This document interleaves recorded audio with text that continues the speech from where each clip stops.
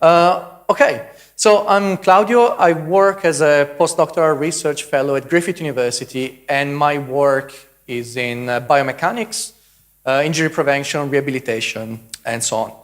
And tonight, I'm going to show you like the project that we've worked on, and this is not an app, a consumer app. This will be a piece of software that will be used regularly in our biomechanics lab for experiments.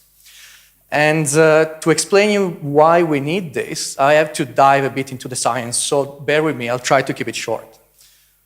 Tonight I'm going to talk about tendons, but this is valid for other musculoskeletal kind of structures like cartilage, bones, and so on.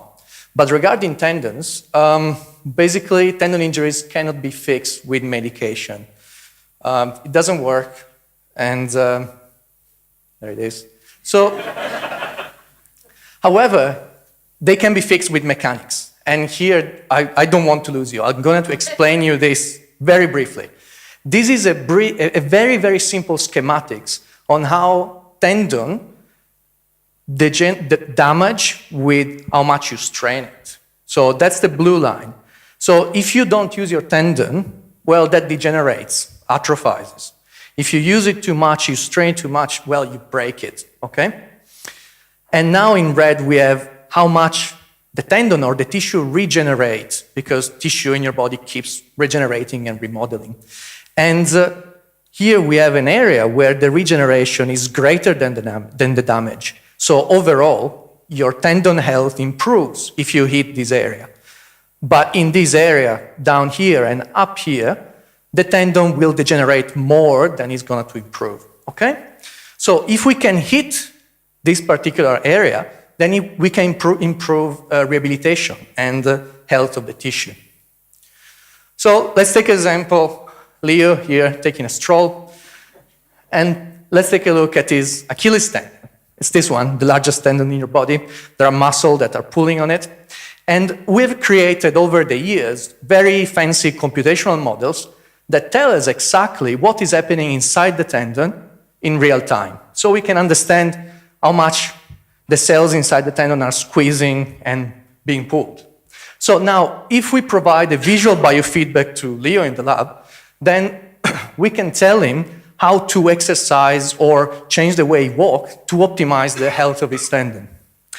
But the problem is that while we have the models, we didn't know how to visualize this complex data in real time. That is what you need for visual feedback. Here it is. And this is Yabe.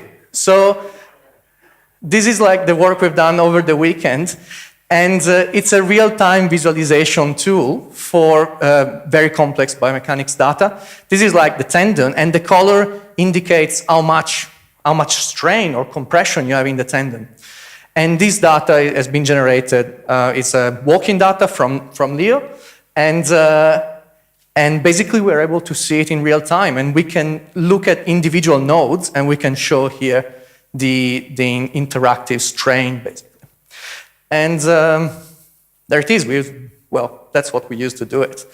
Well, I very much want to thank my team, Joint Committee. They've been great.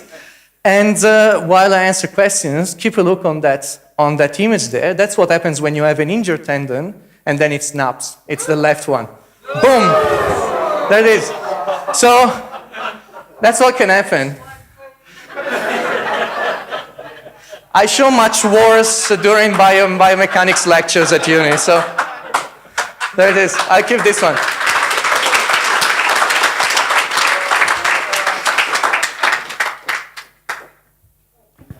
So the user who's got tendon walking suboptimization, just a regular Joe, doesn't want any of that. That's too hard, too complicated, too mathy, too sophisticated. So what's your dum-dum version for the user? What's your traffic light? What's your way of actually motivating a change of behavior and movement based on all the cleverness? That is a very good question, and we're not at that stage yet. This is like kind of bleeding edge science. I just don't want to say, but no one is doing this. No one is doing rehabilitation in this way. If you go to the physio now, they give you an exercise and maybe 50% of the time it works. And that is because they don't know what they're doing. It's just like an exercise. It's a rehabilitation based on a guess, on an educated guess. But the big problem is that my tendon is different than yours. So I can't give you the same exercise because even if I take in account different size and weights and so on, I'm going to create a different strain there. So down the line, we will have to think how to actually roll this out in the clinics and how to make people change the way, well, they behave or exercise, but we are not there yet. Think about sports training and videoing people when they're training, changing their behaviour, video them and show them how they're improving. So it's a sort of motivational feedback. I totally agree. The only problem is that at the moment, sadly, this requires a full motion capture lab, electromyography that is like a bunch of sensors that read the electrical activity of your muscles.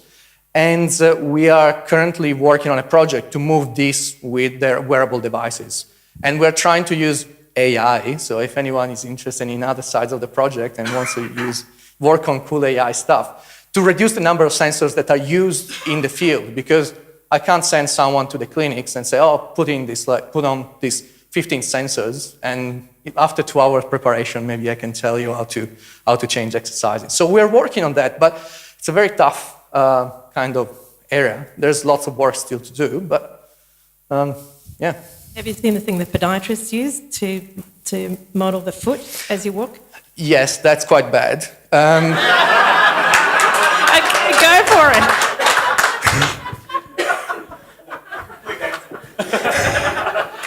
Okay, very, very, very cool. Because I did see something probably only maybe 3 weeks ago where a mob in Brisbane were actually doing a lot of real-time video capture, 200 data points per second kind of stuff. Most of the stuff that they're looking at was more from a physio side, taking that elite sports athlete and microtising that into physio. I can see that this actually matches into some of the stuff that they were doing because all they were doing is actually creating objective data for physios to create really standardised treatments. So fantastic stuff. Love it. It's actually very cool. Thank you very much.